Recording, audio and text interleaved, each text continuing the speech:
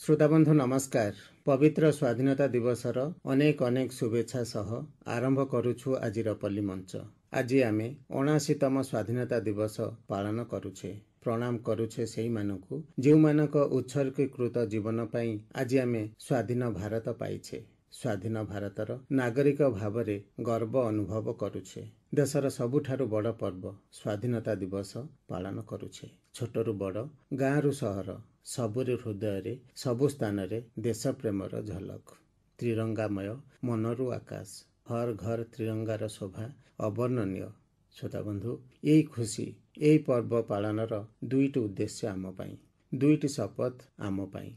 गोटे देशर शहीद और स्वाधीनता संग्रामी मानकु कृतज्ञता जणाइबा, सेमानक आदर्श रे अनुप्राणित हेबा एवं आउ गोटे हेला आगामी कालीर शिशु मानक हाथरे बा भविष्यतर नागरिक मानक पई गोटे समृद्ध विकसित एवं आत्मनिर्भरशील भारत अर्पण करिबा। यह संभव होई पारिबो आम वृत्ति सह किछिटा जातीयता भाव मिसिले, देश प्रेमर महत्व उपलब्धि कले, निज स्वार्थ को पछरे रखिले। एही भावना द्वारा जे खाली देशर उन्नति हेबो ता नुहे, आम व्यक्तिगत एवं पारिवारिक जीवन रे मध्य उन्नति घटिबो।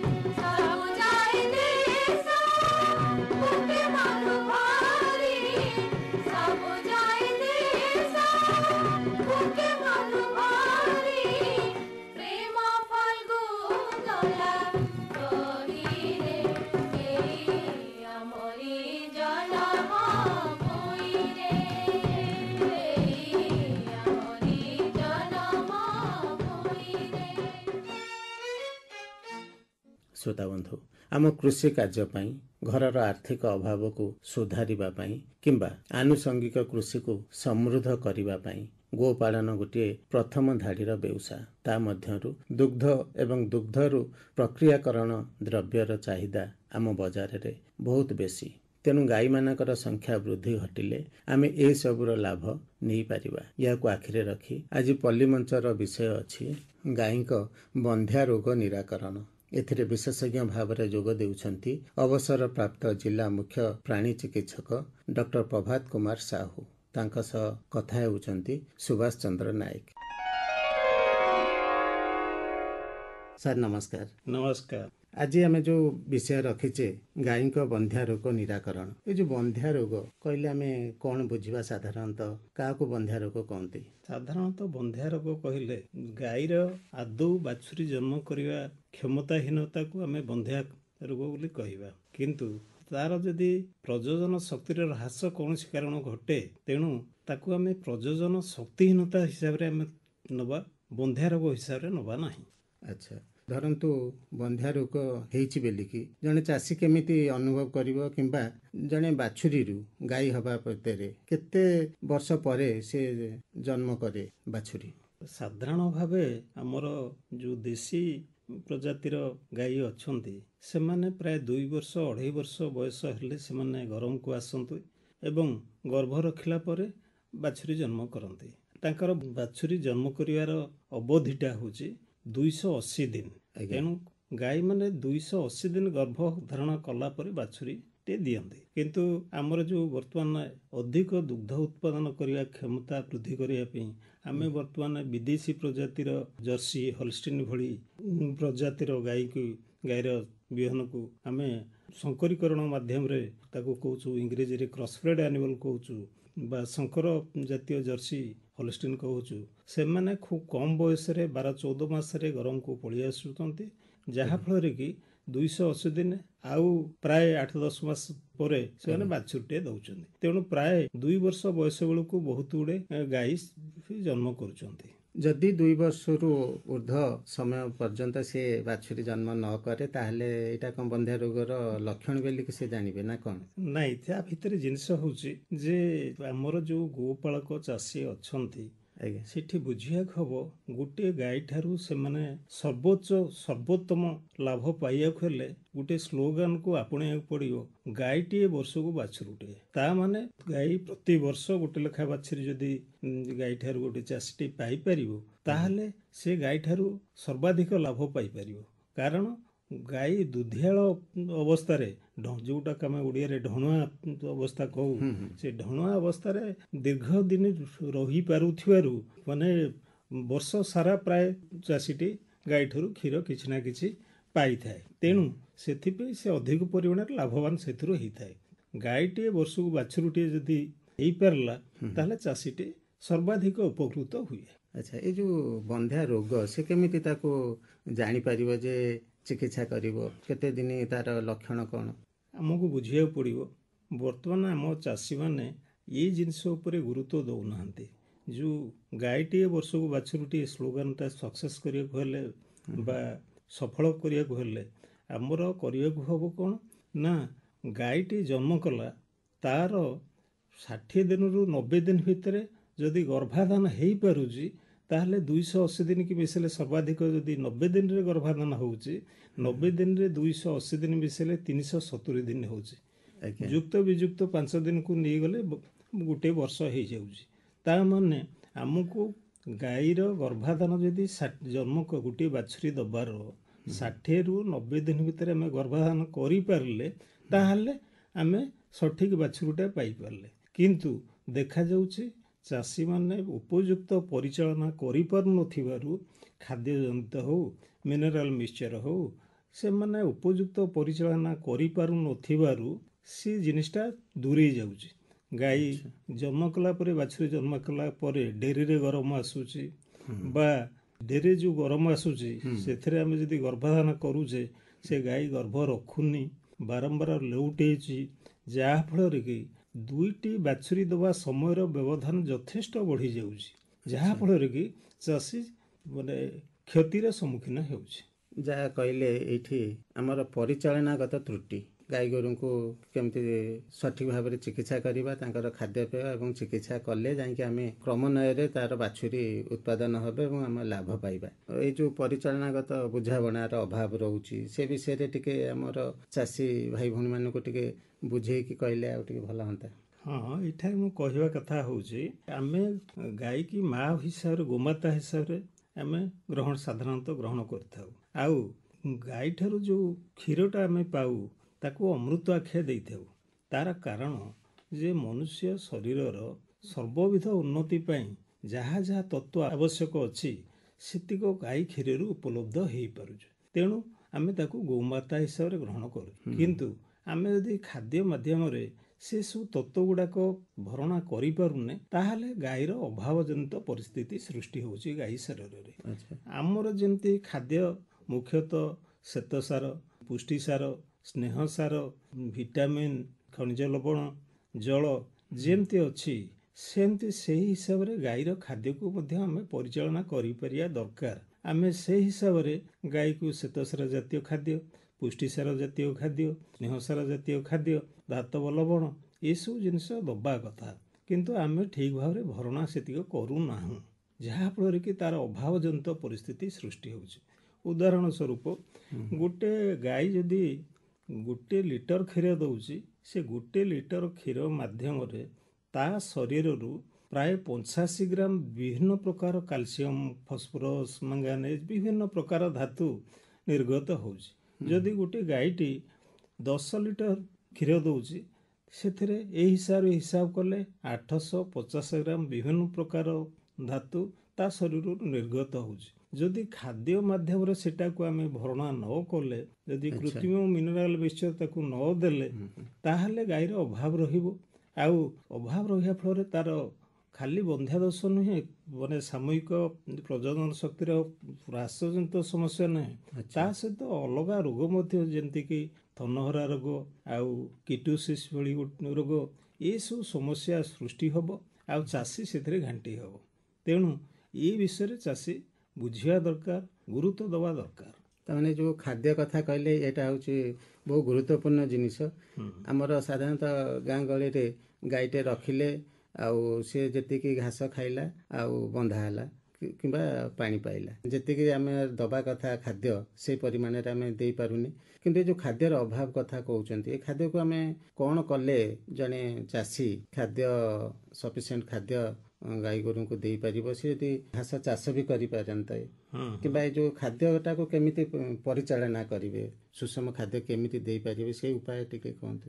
ବର୍ତ୍ତମାନ ଆମର ଚାଷୀ ଶ୍ରମକାତର ହେଇପଡ଼ୁଛି, ଆଉ ଯାହାଫଳରେ କି ସେ ଭାବୁଛନ୍ତି ଗାଈ କି ଯାହା ନା ତା ଦେଇଦେଲେ ଖାଦ୍ୟ ହେଇଗଲା, ନହେଲେ ବଜାରରେ ମିଳୁଥିବା ବିଭିନ୍ନ ପ୍ରକାର ଦାନା ସେମାନେ କିଣିକିରି ଦେଉଛନ୍ତି। ଯେଉଁଟା ଚାଷୀ ଯେଉଁ ଦାନା ମିଳୁଛି, ସେ ଦାନା ଯେ ସବୁବେଳେ ଉପଯୁକ୍ତ ତା ବି ଠିକ ନୁହେଁ। ତେଣୁ ଚାଷୀ ଯଦି କୃତ୍ରିମ ଉପରେ ନିଜର ଦାନା ବଜାରରୁ ଯେଉଁ ଉପାଦାନ ଗାଈ ପାଇଁ ନିତାନ୍ତ ଆବଶ୍ୟକ ତିଆରି କରିପାରନ୍ତେ, ତାହେଲେ ଅତି ଉତ୍ତମ ବ୍ୟବସ୍ଥା ହୁଅନ୍ତା। ଦାନା ଯଦି ଉପରେ ପୁରା ସମ୍ପୂର୍ଣ୍ଣ ନିର୍ଭର କରୁଥିବେ, ତା ସହିତ ଗାଈ ଯଦି ଅଧିକ ମାସ ଯେଉଁ ଗର୍ଭ ରହିଗଲାଣି, ଯେମିତି 7 ମାସ, 8 ମାସ, 9 ମାସ, ଏଇ ଅଧିକା ସମୟର ଗରମ ସମୟରେ 2 କିଲୋ ଦାନା ସହିତ 1 କିଲୋ ଦାନା ଏକ୍ସଟ୍ରା ଦେବା କଥା, ଅଧିକ ଦେବା କଥା। କାହିଁକି ନା ଗର୍ଭସ୍ଥ ଯେଉଁ ବାଛୁରୀ, ତା ଶରୀରର ଅଭିବୃଦ୍ଧି ପ୍ରାୟ ଶତକଡ଼ା ଶରୀରର 80% ଅଭିବୃଦ୍ଧି ସେ ବାଛୁରୀଟିର ଏଇ ଶେଷ 3 ମାସ ଭିତରେ ହେଇଥାଏ। ତେଣୁ ଚାଷୀ ବୁଝିବା ଦରକାର, ଯଦି ସେ ସମୟରେ ସେ ଖାଦ୍ୟ ଉପଯୁକ୍ତ ଖାଦ୍ୟ ନ ଦେବ, ବାଛୁରୀଟିର ଗାଈ ଗର୍ଭରେ ବୃଦ୍ଧିଟା ସଠିକ ହେବ ନାହିଁ, ଆଉ ବାଛୁରୀ ଜନ୍ମ କଲାବେଳକୁ ଯେଉଁ ବିଭିନ୍ନ ସମସ୍ୟା ହେବ, ସେ ସମସ୍ୟାକୁ ସାମ୍ନା କରିକିରି ପୁଣି ଗାଈ ଠିକରେ ଗରମ ଆସିବ, ଗର୍ଭ ରଖିବ, ଏଇଠି ବ୍ୟତିକ୍ରମ ହେଇଯାଏ। ଚାଷୀ ଏଇଟା ବୁଝି ରଖିବା ଦରକାର। ତେଣୁ ସୁସ୍ଥ ବାଛୁରୀ ପାଇଁ ତାକୁ ଶେଷ 3 ମାସ ଅଧିକ ଖାଦ୍ୟ ଦରକାର। ହଁ। ଆପଣ ଦାନା କଥା କହିଲେ, କିନ୍ତୁ ଦାନା ସହିତ ଆମେ ନଡ଼ା ଦେଇପାରିବା, ଘାସ ବି ଦେଇପାରିବା। ଏଇ ଯେଉଁ ସାମଞ୍ଜସ୍ୟ କେମିତି ରଖିବେ, ଆଉ କେଉଁ ସମୟରେ କେତେ ଖାଇବାକୁ ଦେବେ, ଆଉ ଦାନା ଆଉ ନଡ଼ା ଆଉ ଘାସ ତାର ବି କେମିତି ଯତ୍ନ ନେବେ, ସେ ବିଷୟରେ ସାଧାରଣ ଭାବେ କହିବାକୁ ଗଲେ, ଆମର ଯେଉଁ ଗୋଟେ ଗାଈର ଯଦି 300 କିଲୋ ଶରୀର ଓଜନ ହୁଏ, ତାର 1-10 ମାସ ପ୍ରାୟ 30 କିଲୋ ଘାସ ତାକୁ ଦରକାର। ସେ ଯେଉଁ ଘାସ ବିଭିନ୍ନ ପ୍ରକାର ଘାସ ହେଇଥିବା ଦରକାର, କେବଳ ଗୋଟିଏ ପ୍ରକାର ଘାସ ନୁହେଁ, ସେଥିରେ ପ୍ରୋଟିନ ଯୁକ୍ତ ଆଜୋଲା ଭଳି ଜିନିଷ ରହିଥିବା ଦରକାର, ଆଉ ବର୍ସିମ୍, ଲୁସନ୍ ଏଇଭଳି ପ୍ରୋଟିନ ଯୁକ୍ତ ଘାସ ରହିଥିବା ଦରକାର। କିନ୍ତୁ ଚାଷୀମାନେ କରିପାରୁନାହାନ୍ତି ବା କରିବାକୁ ମନୋଯୋଗ ଦେଉନାହାନ୍ତି, ଯାହାଫଳରେ କି ସମ୍ପୂର୍ଣ୍ଣ ଖାଦ୍ୟ ଗାଈ ପାଇପାରୁନାହିଁ, ଆଉ ଯାହାଫଳରେ କି ଅସୁବିଧା ସବୁ ସୃଷ୍ଟି ହେଉଛି। ଏଥିପାଇଁ ମଧ୍ୟ ଆମ ରାଜ୍ୟ ସରକାର ଅନେକ ଗୁଡ଼ିଏ ପଦକ୍ଷେପ ନେଇଛନ୍ତି, ଯେମିତିକି ଆଜୋଲା ପାଇଁ 33,970 ୟୁନିଟ୍ ଆଜୋଲା ଚାଷ ପାଇଁ ବ୍ୟବସ୍ଥା କରିଛନ୍ତି, ଯେଉଁଥିରେ କି ଜଣେ ଚାଷୀ 6 ଫୁଟ ଗୁଣନ 6 ଫୁଟ, ମାନେ ଲମ୍ବ 6 ଫୁଟ, ଓସାର 6 ଫୁଟ ଏବଂ ଗଭୀର 8 ଇଞ୍ଚର ଗୋଟେ ସିମେଣ୍ଟ ପିଟ୍ ତିଆରି କରିକିରି ସେଥିରେ ପାଣି ରଖିକିରି ଆଉ ସେଥିରେ ଆଜୋଲା ଚାଷ କରିପାରିବ। ସେଥିପାଇଁ ଖର୍ଚ୍ଚ ବ୍ୟୟ ଅଟକଳ ପ୍ରାୟ ଆସୁଛି 3,000 ଟଙ୍କା, ଆଉ ସେ 3,000 ଟଙ୍କା ଡିବିଟି ମାଧ୍ୟମରେ, ଡାଇରେକ୍ଟ ବେନିଫିଟ୍ ଟ୍ରାନ୍ସଫର ମାଧ୍ୟମରେ ସରକାର ତାଙ୍କ ଜମା ଖାତାକୁ ଟ୍ରାନ୍ସଫର କରିବା ବ୍ୟବସ୍ଥା ରଖିଛନ୍ତି, ଯାହାଫଳରେ କି ରାଜ୍ୟରେ 33,970ଟି ଆଜୋଲା ଚାଷୀ ସୃଷ୍ଟି କରିବା ପାଇଁ ଲକ୍ଷ୍ୟ ରଖିଛନ୍ତି। ସେହିଭଳି ଆମର ସବୁଦିନିଆ ଘାସ ଚାଷ କରିବା ପାଇଁ ଜଣେ ଚାଷୀ ଅତି କମରେ 25 ଡେସିମିଲ୍ ଜମିରେ କରିପାରିବ, ଅତି ଅଧିକାରେ 5 ଏକର ଯାକେ ମଧ୍ୟ କରିପାରିବ। ସେଥିପାଇଁ ସବସିଡି ବ୍ୟବସ୍ଥା କରିଛନ୍ତି। ଗୋଟିଏ ଏକର ସବୁଦିନିଆ ଘାସ କଲେ ପ୍ରାୟ ଖର୍ଚ୍ଚ ହେଉଛି 70,000 ଟଙ୍କା ଖର୍ଚ୍ଚ ହେଉଛି। ତାର ଅଧା ଟଙ୍କା ପ୍ରାୟ 35,000 ଟଙ୍କା ତାକୁ ସେ ଚାଷୀକୁ ଡିବିଟି ଏକରରେ ସାହାଯ୍ୟ କରିବା ପାଇଁ ଲକ୍ଷ୍ୟ ରଖିଛନ୍ତି। ଆମର 50,000 ଏକର ଜମିରେ ସବୁଦିନିଆ ଘାସ ଚାଷ ଯେମିତି ହେଇପାରିବ ସେ ବ୍ୟବସ୍ଥା ମଧ୍ୟ କରାଯାଇଛି। ଯୋଉ ସରକାରୀ ସାହାଯ୍ୟ କହିଲେ, ସରକାରୀ ସାହାଯ୍ୟ ପାଇଁ କ'ଣ ଜଣେ ଚାଷୀକି ପଞ୍ଜୀକୃତ କରିବାକୁ ପଡ଼ିବ ନା କେମିତି ସେ କାହା ସହିତ ଯୋଗାଯୋଗ କରିବ? ସିଏ ଆମର ପ୍ରତି ବ୍ଲକରେ ବ୍ଲକ ଭେଟେନାରୀ ଅଫିସର BVO ଅଛନ୍ତି। ଆଉ ସିଏ ଗୋ ସୁଗମ ଆପ୍ରେ ମଧ୍ୟ ରେଜିଷ୍ଟ୍ରେସନ କରି ଏ ସୁବିଧା ପାଇପାରିବ। ଆଉ ସେଥିପାଇଁ ବ୍ୟବସ୍ଥା ମଧ୍ୟ କରିଛନ୍ତି। ଆଉ ଏହା ଛଡ଼ା ସେମାନେ ମିନିକିଟ୍ ବ୍ୟବସ୍ଥା ମଧ୍ୟ କରାଯାଇଛି। ଚାଷୀମାନଙ୍କୁ ଉନ୍ନତ ଧରଣର ଘାସ ମଞ୍ଜି ମଧ୍ୟ ଯୋଗାଇବା ବ୍ୟବସ୍ଥା କରିଛନ୍ତି। ଗୋଟେ ମିନିକିଟ୍ରେ ଅଧା କେଜି ଓଜନର ମିନିକିଟ୍ରେ ସେ 20 ଡେସିମିଲ୍ ଜମିରେ ଭଲ ଉନ୍ନତ କିସମର ଘାସ ଚାଷ କରିପାରିବ। ସେ ମଞ୍ଜି ବି ଯୋଗାଇ ଦେଉଛନ୍ତି ମିନିକିଟ୍ ପ୍ରୋଗ୍ରାମରେ। ଆଉ ସେଥିରେ ଟାର୍ଗେଟ ରଖିଛନ୍ତି ରାଜ୍ୟରେ 50,000 ମିନିକିଟ୍ ଚାଷୀଙ୍କୁ, ଆଗ୍ରହୀ ଚାଷୀଙ୍କୁ ଯୋଗାଇ ଦିଆଯିବ। ସବୁଜ ଗୋଖାଦ୍ୟର ବିକଳ୍ପ କିଛି ନାହିଁ। କାହିଁକି ଯେ କଥାରେ କୁହାଯାଇଛି ଗାଈ ମୁହଁରେ ଦେଲେ ଘାସ କ୍ଷୀର ଦୁହିଁବ 12 ମାସ।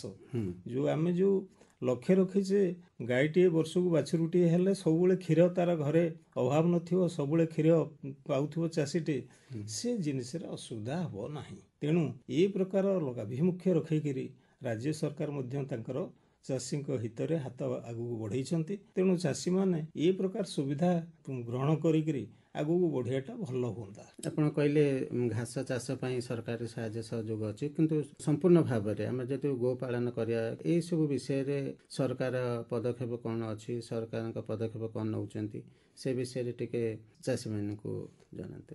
ଏ ବିଷୟ ତ ସରକାର ବାହାଦୁର ଅନେକ କିଛି କାର୍ଯ୍ୟକ୍ରମ କରୁଛନ୍ତି। ଚାଷୀଙ୍କର ଦୁଗ୍ଧ ଉତ୍ପାଦନ କେମିତି ବୃଦ୍ଧି ହେବ, ଦୁଗ୍ଧର କେମିତି ମାର୍କେଟିଂ ବ୍ୟବସ୍ଥା ହେଇପାରିବ ବା ବଜାର ସୁବିଧା ଯୋଗାଇବା ପାଇଁ ବିଭିନ୍ନ ପ୍ରକାର ଦୁଗ୍ଧ ସଂଗ୍ରହକାରୀ ସଂସ୍ଥା ସେମାନଙ୍କ ମାଧ୍ୟମରେ ମଧ୍ୟ ସୁଯୋଗ ଚାଷୀଙ୍କ ପାଖକୁ ଦିଆହେଉଛି।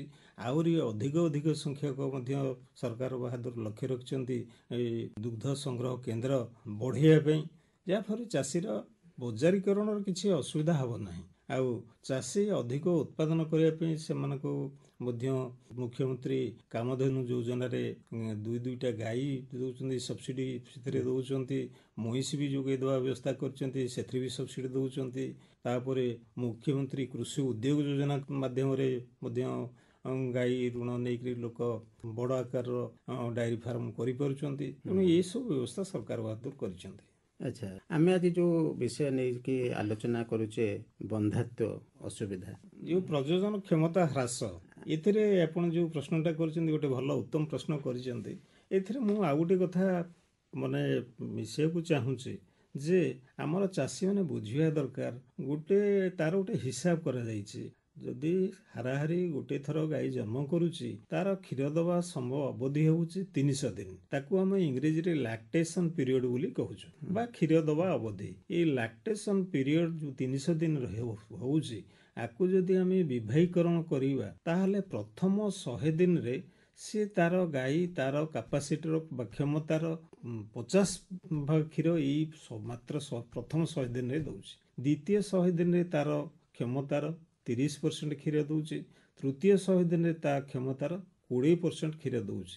ଆଉ ପ୍ରତ୍ୟେକ ଚାଷୀ ପାଇଁ, ଗୋପାଳକ ଚାଷୀଙ୍କ ପାଇଁ ଗାଈ ଜନ୍ମ କରିବାର ପୂର୍ବ 100 ଦିନ ଏବଂ ପରବର୍ତ୍ତୀ 100 ଦିନ ହେଉଛି ଅଧିକ ଗୁରୁତ୍ୱ ବହନ କରୁଛି। ପୂର୍ବ 100 ଦିନ ଗୁରୁତ୍ୱ ବହନ ଏଇଥିପାଇଁ କରୁଛି ଯେ ଗାଈ ଗର୍ଭରେ ଯେଉଁ ବାଛୁରୀଟା ବଢୁଛି ସେ ତା ଶରୀରର 80% ବୃଦ୍ଧି ପୂର୍ବ 100 ଦିନରେ ହେଉଛି। ଆଉ ପରବର୍ତ୍ତୀ 100 ଦିନଟା ଅଧିକ ଗୁରୁତ୍ୱ କାହିଁକି ବହନ କରୁଛି ଯେ ପରବର୍ତ୍ତୀ 100 ଦିନ ଯେଉଁ ରହୁଛି ସେ ସମୟରେ ତାର କାପାସିଟିର ବା ତା କ୍ଷମତାର 50% କ୍ଷୀର ପରବର୍ତ୍ତୀ 100 ଦିନରେ ଦେଇ ଦେଉଛି। ଆଉ ଏ ପରବର୍ତ୍ତୀ 100 ଦିନ ଭିତରୁ ପ୍ରଥମ 21 ଦିନ ତାର ଯାଉଛି ଯେ ତାକୁ ଆମେ ଇଂରେଜୀରେ କହୁଛୁ ଯେଉଁ ଇନଭଲ୍ୟୁସନ ପିରିୟଡ଼।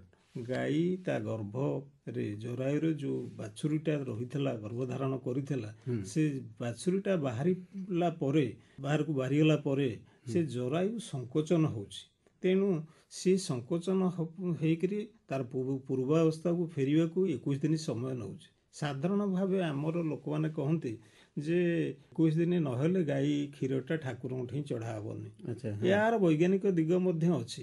କାହିଁକି ନା ଯେଉଁ ଗାଈ ତାର ଜରାୟୁଟା ପୂର୍ବ ଅବସ୍ଥା ବା ୟୁଟରସ୍ ପୂର୍ବ ଅବସ୍ଥାକୁ ଫେରିବାକୁ 21 ଦିନ ଯେଉଁ ସମୟ ନେଉଛି, ସେ 21 ଦିନ ସମୟ ଭିତରେ ଯେଉଁ ପୂର୍ବ ଅବସ୍ଥାକୁ ଫେରୁଛି ତା ଭିତରୁ କିଛି ମୃତ ଜୀବକୋଷ ସବୁ କୋଷ ଆକାରରେ ବାହାରିଥାଏ। ଆଉ ସେ ଲାଞ୍ଜରେ ଲାଗିକିରି ତାର ପହ୍ନା ପହ୍ନା ସବୁଗୁଡ଼ା ସବୁ ଲାଗିଥାଏ, ମଇଳା ହେଇଯାଇଥାଏ। ତେଣୁ ଆମର ଶୁଦ୍ଧପୁତ କ୍ଷୀର ଠାକୁରଙ୍କ ଠାରେ ଲାଗୁ ହେବ ନାହିଁ। ଏଇ ଧାରଣା ନେଇକରି ଆମର କୁହାଯାଇଥାଏ 21 ଦିନ ଆମର ଠାକୁରଙ୍କ ଠାରେ କ୍ଷୀର ଚଢ଼ା ହେବ ନାହିଁ। ଆମେ ବର୍ତ୍ତମାନ ଗାଈଙ୍କ ପ୍ରଜନନ ବିଷୟରେ କଥା ହେଉଛେ, କିନ୍ତୁ ବହୁତ ସମୟରେ ଗାଈ ଯେଉଁ ଜନ୍ମ କରୁଛନ୍ତି ଯଦି ଅଣ୍ଡିରା ବାଛୁରୀ ଦେଲା ତାହେଲେ ସେ କୌଣସି କାର୍ଯ୍ୟରେ ଲାଗିପାରୁନି। ସରକାରଙ୍କ ତରଫରୁ କୃତ୍ରିମ ପ୍ରଜନନ ମାଧ୍ୟମରେ ମାଇ ବାଛୁରୀ ତିଆରି କରାଯାଇପାରୁଛି, ଏ ବିଷୟରେ ଟିକେ ସୂଚନା ଦେବେ କି? ଠିକ୍ କଥା ଆପଣ କହିଛନ୍ତି। ବର୍ତ୍ତମାନ ଆମର ପରିବର୍ତ୍ତିତ ପରିସ୍ଥିତିକୁ ଆମେ ଖାପ ଖୁଆଇବାକୁ ପଡ଼ିବ।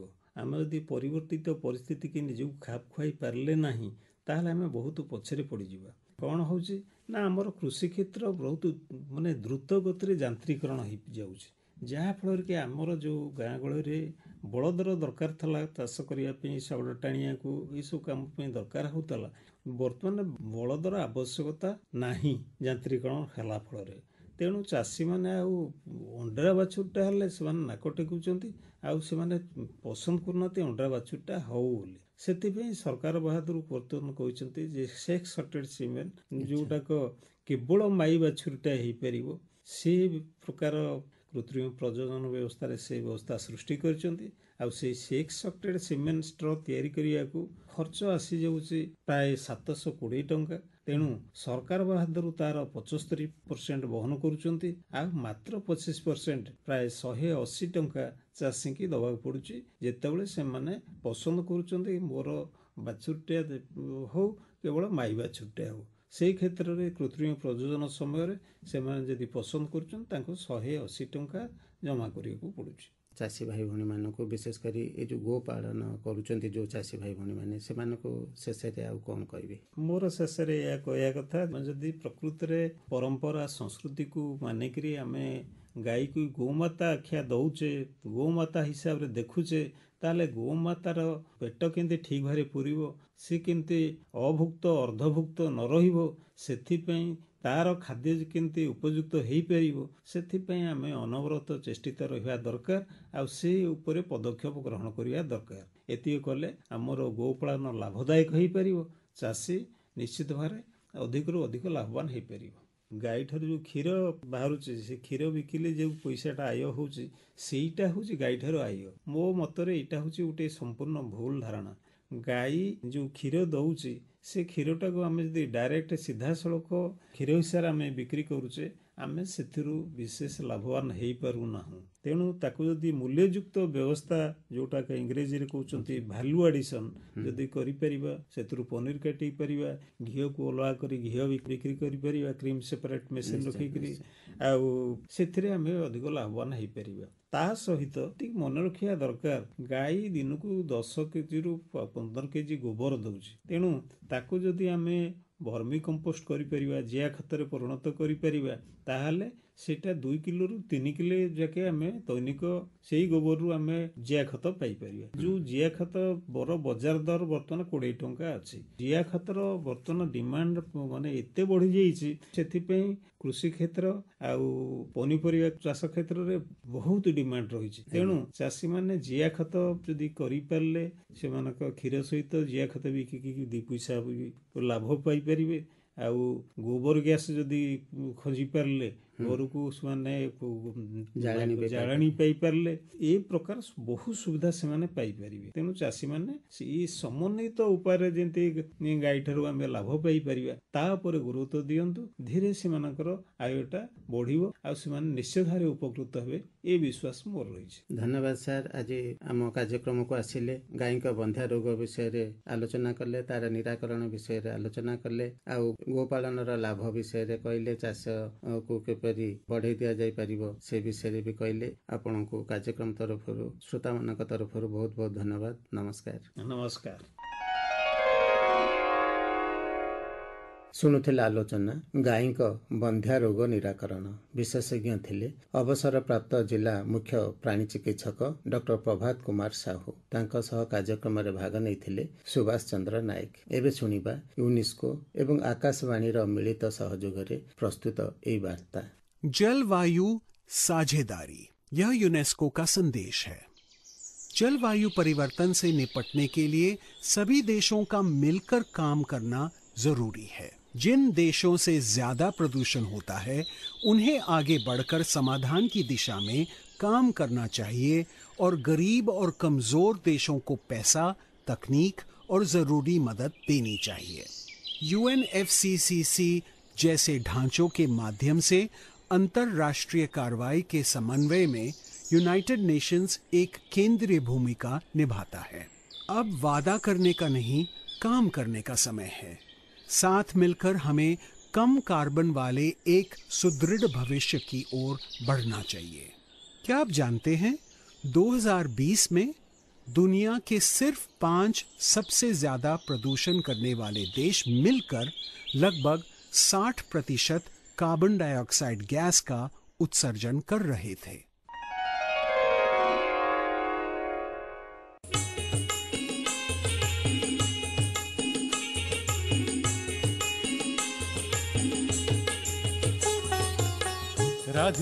राधे कृष्ण भजु थारे तो तुंडारे भिजु थारे अविरत नाम रसे तीर्थ जाले। हाँ, राधे कृष्ण भजु थारे तो तुंडारे भिजु थारे अविरत नाम रसे तीर्थ जाले। संसारी रे